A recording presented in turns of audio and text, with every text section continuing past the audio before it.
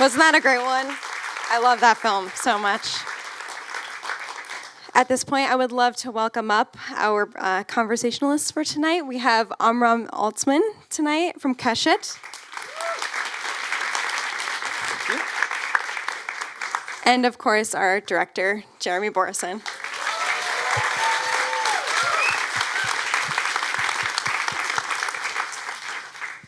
Hello. Hello, hello. Hello. Okay, now it's working. Okay. Hi, everyone. My name is Amram. I work at Keshet, which is a national organization that works for the full inclusion and equality of LGBTQ Jews in Jewish life. And I work on our youth programs team, designing programs to support and empower queer and trans Jewish middle and high school and college students all over the US and Canada. I also grew up here in New York City. I actually, as a fun tidbit, interned at the Film Center here at the JCC about 12 and a half years ago, the summer going into 10th grade, so this is really special for me. And I grew up in the Orthodox community here in New York City, so this film meant a lot for me to see, so thank you for me, and also thank you all for coming tonight and for saying. Thank you. Yeah. So my first question is, so Unspoken is about a number of different things, but one of them is about the searching for queer ancestors and queer history and queer connection through our history. And I was wondering if you can share a little bit more about why that's a story that's really important to share, especially right now, and why it's a story that you wanted to share. Yeah, thank you. Real quick, actually, before I answer, I just want to say thank you all again for being here. It just means a lot to see so many people here and like a full audience for really personal film, but also I know that a lot of you contributed in so many ways, as I said earlier, so thank you all. I see a lot of people here. There are a lot of people here. This started, as you saw, from like a small Kickstarter, and a lot of people here were like shared their stories in that Kickstarter or contributed, or even in the film gave their time, their clothing, their faces. Like a lot of people really, their spaces to like help create this, just so many people went into the making of this film, so I just really appreciate it. And I appreciate the JCC for hosting again, and thank you all so much. So in terms of your question, this movie started from a few different things, but a big piece of it was I was showing my previous short film at a film festival, and it had themes of Holocaust survivor and queer coming out, but not a story about LGBT persecution in the Holocaust. And somebody at a screening asked about that, and I didn't know the answer, and I was embarrassed for myself that I didn't know the answer, but also had this realization that I'd never learned about that, and I had had so much Holocaust education. And so it was just this aha moment of why have we not talked about those stories? And then in the process of learning about that, realizing there's an even bigger taboo around the subject than what I realized. And realizing that this was sort of not only a way to talk about stories we've never heard of, but also to talk about stories today that we don't hear about, and to really talk about the Holocaust in a new way, because we've all been taught so many stories about the Holocaust, and we're still trying to figure out how to keep that conversation alive. As we know, even now, it's so important. And so this felt like a way of tackling all of those things in one story. Awesome. Thank you. My other question is, can you share a little bit more about the ways in which Orthodoxy is portrayed in the film, and some of the decisions that you made around like the portrayal of Orthodoxy, also the portrayal of Orthodox adolescents, and the ways in which it changed from like when we were teenagers, but also like the ways in which like it speaks to Orthodox adolescents now? Yeah, definitely. It was very important for me that this be specifically the modern Orthodox community. I think a lot of the time in TV and movies, we see very extreme versions of Judaism, whether that's like Black Hat Haredi or like totally secular Larry David, and not like this middle ground of modern Orthodoxy. And I think especially the modern Orthodox community is so potent to the subject because it's really about grappling with tradition and being in modern society. And when it comes to LGBT inclusion, it's like really the heart of that issue. And so it was important for me to portray that community and be very honest about it. There are some fun stories about that, like our production designer grew up Catholic, and so she did all this research into like the community. We had so many conversations about it.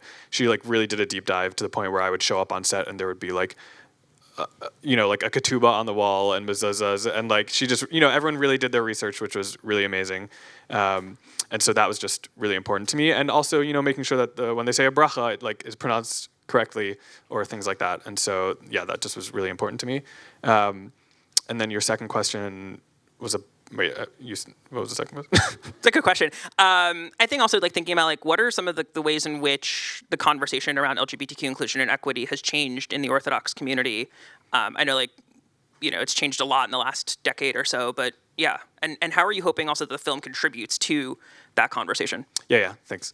So how it's changed. The only real film that has tackled this subject in my own research and memory, and please correct me if I'm wrong, is Trembling Before God, which came out over 20 years ago.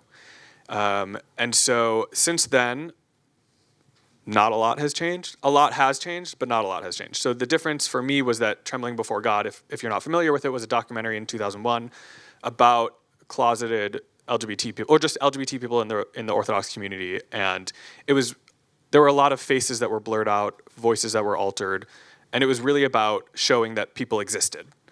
And here we are 20 years later, and like we've barely moved past it. And so for me, it was really about showing not only that we exist, but that we need to be included. And so part of that Kickstarter that started this project was showing real people that exist in real communities. And the whole point of this story is that hopefully people walk away from this realizing that queer people exist in their communities, and they think of Noam and they think of a real person that could be in their classroom, that could be in their shul, that could be in their family, and that it's not just a hypothetical thing, but that Noam really can exist for you, both emotionally but in real life. What do you hope is the future of the conversation? Yeah, that's a great question. I think it's been really different in different communities. So for some communities, it's still just, if you go extremely right-wing, not even Haredi, but just if you go right-wing modern Orthodox, it's still an issue of inclusion in the community. And, like where I grew up, there's not so much inclusion. Where I'm part of now, I live in Los Angeles now, and I go to a modern Orthodox synagogue that has an LGBT inclusion policy. So like that is amazing. But even there are problems. So it's just different for every level. But what I hope overall is that this starts conversations so that people can bring them back to their own communities, their own friends, and really talk about the subject. It's called Unspoken because it's not talked about. And so for a boy like Noam, he might have an ally in his sister. He might have an ally in a friend, but he doesn't know that until somebody tells him. So the whole point is to talk about it. I think something that for me feels really poignant is also the ways in which, like growing up gay in the Orthodox community, or growing up, I think, gay in general, thinking about all the different interactions and the ways in which they're laden with meaning that we imbue because we are searching for those kinds of clues. And that moment with him and his sister at the wedding where she says, like, whoever they may be, right? The ways in which, like, I also remember like searching for those like kind of like moments of like, is this a person I can talk to? Is this a person I can trust?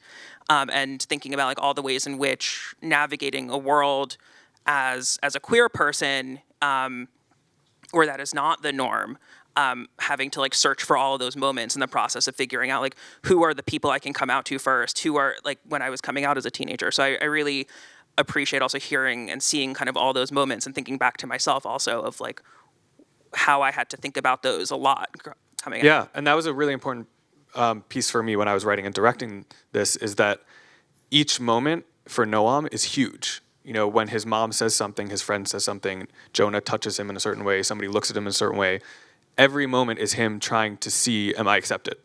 And that's the whole story with his grandfather as well. He's trying to find just any thread of connection, and it means so much, especially when his sister at the end says that. It like, all of a sudden he has the ability to see himself and to see that it's going to be okay somewhat.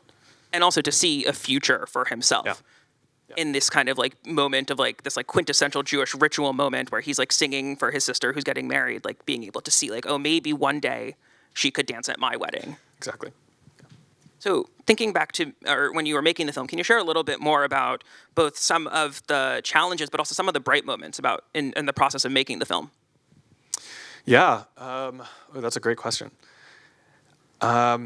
This was a long process because this started, I wrote the script in 2019 and then did this whole fundraiser in 2021 and then filmed. So it's been like years of making this, and it's just been so meaningful every step of the way to see this huge amount of support. Like this room right now is so special. And so it's just a nice reminder that in this struggle of trying to talk about this and make LGBT inclusion, that it does exist. And, I spoke about my synagogue that I go to, but there are a few around the country, only a handful, but like HIR or, I can count them on one hand. But there are like communities that exist where this is being talked about and being created. And separate from the institutions on like a personal family friend level, it's really becoming much more inclusive, which is really special to see. And just to see so many people showing up and then talking about it is amazing. And I think also, like, at a moment when LGBTQ rights are being politicized so heavily in this country, especially the ways in which, like, religion and Christianity specifically is being used to talk about and weaponize LGBTQ and access to education and identity and things like that, thinking also about the ways in which, like, this presents, like, a uniquely Jewish approach to thinking about and talking about sexuality and talking about LGBTQ identity is, I think, also really, really important. Yeah, and the way that we approach these subjects in Judaism is very different than Christianity because when you talk to rabbis in the Orthodox community, the idea, if it's any other transgression that, quote unquote, they would say, it's okay, we want you to be as religious as possible. And so it's weird that this would be different, that in Judaism, we would want to approach somebody for their difference and let them be part of the community and really welcome them. And so, not to get into halacha or anything like that, because I very specifically wanted this film to be separate from anything controversial. I didn't want it to be about halacha, about marriage, nothing like that, because it's just about this boy's experience and that he can't change who he is. And so really showing that, like, from a Jewish perspective, it's just about inclusion. Great. So I have 1.5 to 2 more questions before we turn it over to everyone else here.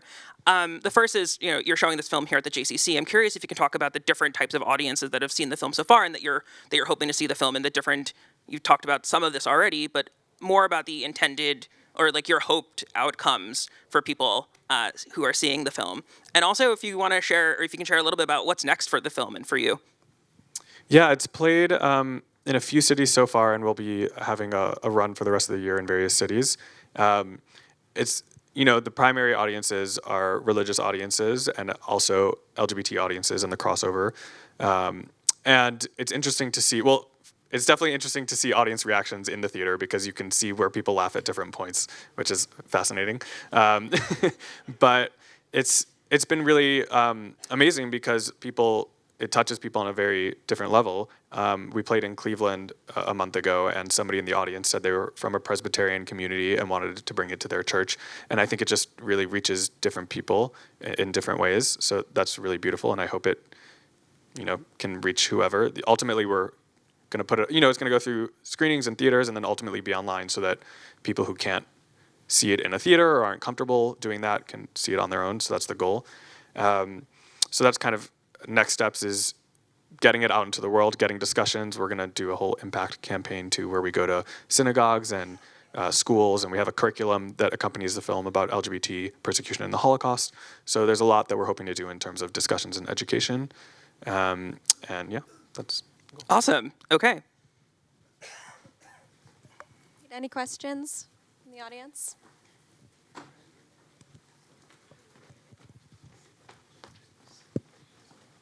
I see our editors here. I just want to give a shout out to Kevin Biru, who's our editor.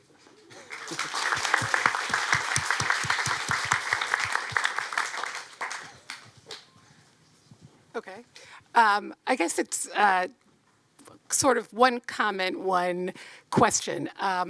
One thing that I thought of just artistically is I loved your symbolism. The Holocaust, digging a grave at the beginning, and then a wedding at the end.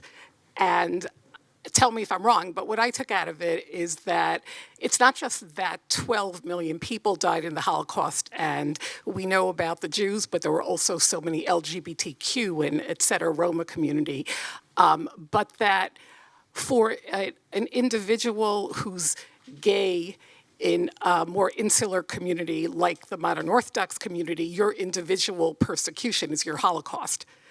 And saving a life is really the analogy to saving the life of someone of the Holocaust, because your inner persecution is just so torturous. So I'm just curious whether that played in. And then I have just one other tiny comment. So I hope you'll answer that question. And the second comment is that I have seen in Israeli cinema a number of very interesting films. So I'm curious, in your work, how you would compare the American Jewish community, or I know you chose to focus on the modern Orthodox community, and I think you're correct that that's an important one because it tries to, balance the religious and the outside world, so to speak. It's in Israel, there is no real modern Orthodox community. There's what's called a national religious, dati le'umi, and the challenges are, in a way, even more interesting because there's service, of men and of women. So I'm curious how are you going to show this in Israel, and what do you see as the interplay between American and Israeli cinema on the topic? Yeah, thank you. Thanks for the question. Well, just in terms of your first one, there's no wrong interpretation, right? What I love is that people see this and get whatever they interpret out of it, because that's the point. And the reason it starts with the grave and ends with the wedding is because in Judaism, it's really about life moments, these special occasions that we go through that are so huge to being in the Jewish community, whether that's Shiva or smachot, like a wedding or a bar mitzvah. And when you're an LGBT person, you don't see that for yourself. You don't see a future for yourself. And so for Noam, being at this wedding and realizing that he can't have that is like the end of his future. And so his sister saying, you will have this future, that means everything to him. And so really it's from death to life is really what Judaism is about. As to your second question, we will be playing in Israel in October, so it'll hopefully be playing more than that, but I think there is a lot of crossover in terms of the religious nature of the States or Chutz La'aretz and being in Israel.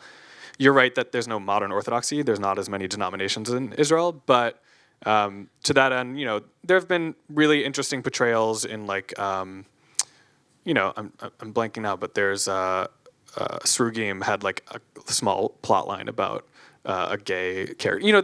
There's been stuff, but not like really on the level that Trembling did, where it was really a national or community conversation.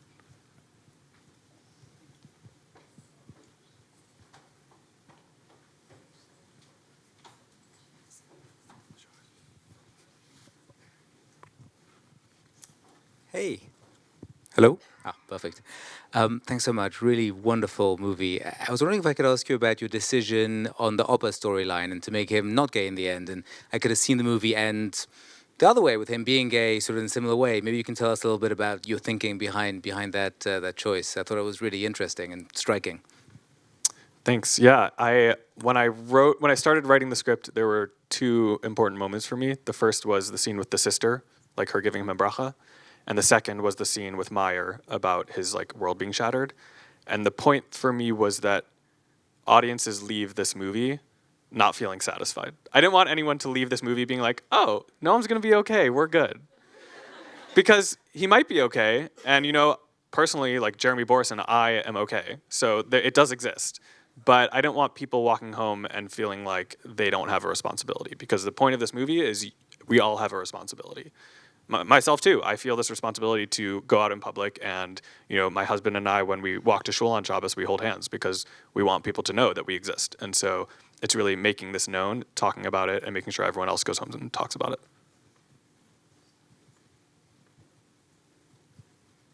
Questions? Oh, do I need a microphone? Yes. Okay. So actually, you answered part of the question. My question's about the real world, and especially your real world, the modern Orthodox inclusive community. And you openly refer to your husband as your husband, and I assume you do that at the synagogue as well. I wondered if that is, I'm familiar with inclusive Reform synagogues, but I have not known that modern Orthodox. Would your synagogue, for example, would they conduct a marriage? A same-sex marriage, your rabbi? That's a great question. So, and what I talked about earlier in terms of my synagogue having an LGBT inclusion policy, but still having issues. Even the inclusive Orthodox spaces won't perform a marriage, and the reason being that would go against the halacha, the Torah. and we can go into whole detail about that. But for my synagogue specifically, their LGBT inclusion policy says same-sex couples are treated exactly the same as heterosexual couples, except we won't do the wedding. They recognize our marriage, but they won't do the wedding itself. So that's a whole other complicated topic. But short answer is, yeah, no.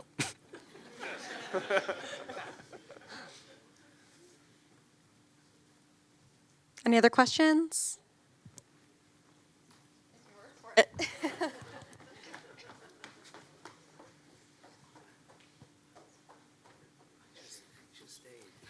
So what comes to mind is, what about other traditional Jewish denominations to the left of modern Orthodox, say like mainstream conservative Judaism, like JTS? I've spent a few Shabbosim at JTS, and in many ways it feels like being in a modern Orthodox environment.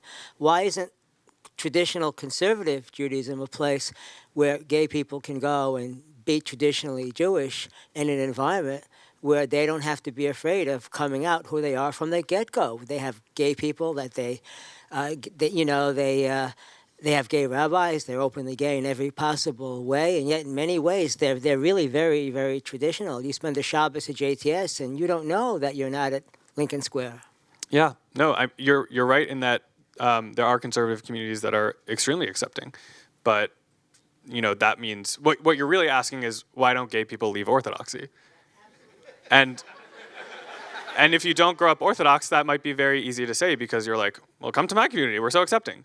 But when you grow up Orthodox, and that's where all of your friends and your family are, if my shul growing up is where everyone goes, it's not easy to say, go somewhere else.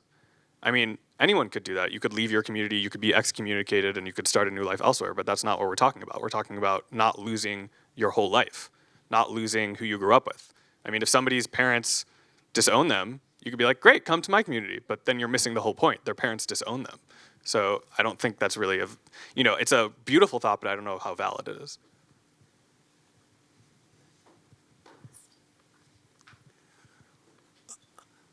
Is there significance to the names you chose for your characters?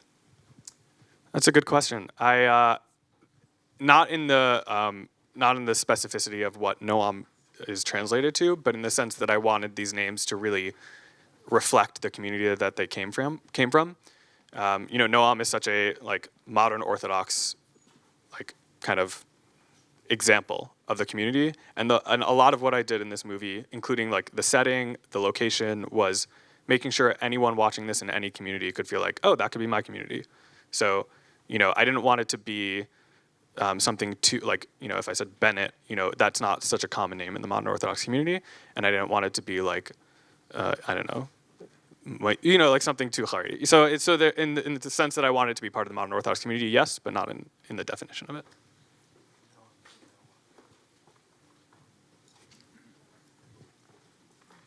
Tell us about the young actor who played Noam. Yeah, he was wonderful. His name is Charlie Corman, and he's an excellent actor. He's on a few different shows right now, so you can see him in other things. It was a really long process finding him, and you might have seen in the credits, my sister works in casting, and so she cast this movie with me. And we wanted to find actors that were authentic to the age, meaning looked like high school, because I think that's not so common in movies. We wanted them to be Jewish actors because that was important to us. And then for Noam specifically, we had to find a character who could really communicate without speaking, because he doesn't talk so much in this movie. He does a lot of communicating his feelings externally, but also he's hiding it from everyone. And so as soon as that actor Charlie auditioned for us, we just knew immediately he could get it all across. And he's sort of like that as a person too, where he communicates very little with words, and so that was just a very excellent just match for us. And then Jonah was even harder because Jonah had to play. What's interesting about Jonah's character is he has to play twice. He has to play the first time around where you think he's maybe gay, and he has to play the second time around where you know that he's not interested in Noam. And so finding an actor that could do both was really difficult. And so the actor that plays him, Michael Zabsatsky, was phenomenal. He's an Israeli actor, and he's been in a bunch of things. He was in Pilpulim Tzehuvim. He's been in a ton. So both of them were really incredible to work with. So this is all we have time for. I just wanted to thank Jeremy again. Thank you all for coming, and thank you to the JCC, and thank you to Caroline as well. Thank you all so much. It really means a lot. All right, have a good night.